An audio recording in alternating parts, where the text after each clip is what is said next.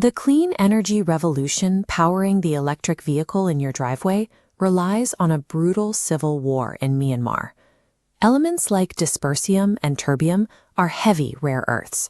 They are required to manufacture the high-performance permanent magnets that operate under extreme stress and heat in wind turbines, EV motors, and the guidance systems of an F-35 fighter jet. The standard global assumption is that China dictates this market solely through its refining capacity, handling roughly 90% of the world's rare earth processing. But those refineries need raw material. Over 60% of China's heavy rare earth imports are actually extracted from the mountains of northern Myanmar, funneled straight across the border into Yunnan province.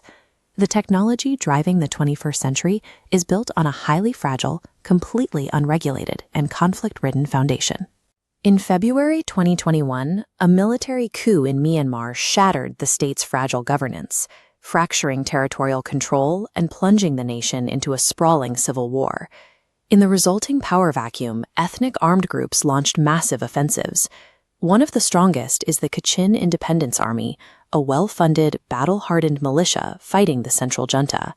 By October 2024, the KIA captured the vital mining towns of Chipwi and Pangwa. Overnight, a rebel army became the primary gatekeeper of the world's most critical heavy mineral deposits. To pull these minerals out quickly, operators rely on in-situ leaching. They pump chemicals directly into the hillsides to dissolve the rare earths, leaving behind heavily excavated, muddy pits. The environmental cost is severe. Satellite data reveals massive deforestation spreading across the region, while toxic runoff from the leaching pits seeps into the groundwater, poisoning the local river systems.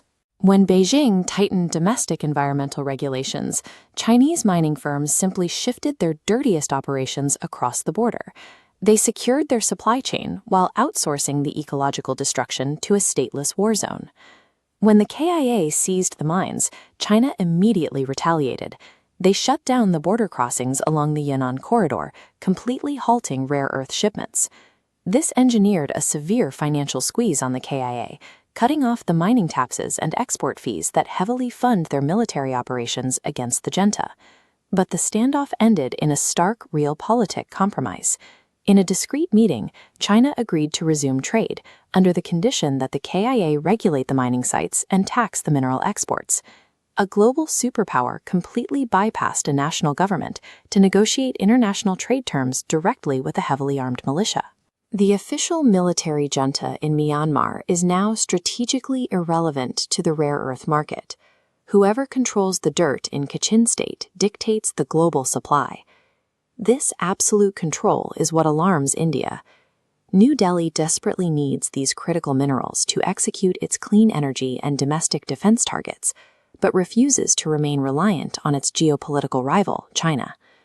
So India began exploring a deeply controversial workaround, securing a direct supply pipeline by cutting a deal with the KIA rebels. India directed firms to quietly transport rare earth samples from KIA territory for testing. But geography kills the plan. Look east. Paved highways run straight to Chinese refineries. Look west. India faces a treacherous, roadless border unable to support industrial transport. Beyond the mountains, international OECD guidelines prohibit companies from sourcing materials that financially benefit non-state armed groups.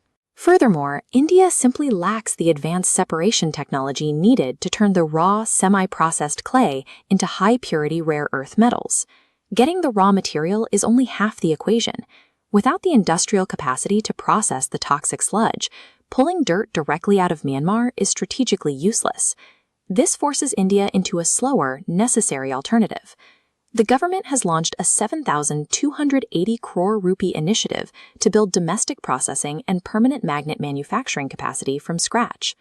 By establishing dedicated rare earth corridors across several Indian states, they intend to build an independent, closed-loop ecosystem for refining and manufacturing.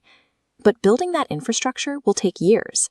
Today, the pristine white wind turbines generating renewable power and the smart components driving our defense networks still rely on the exact same pipeline.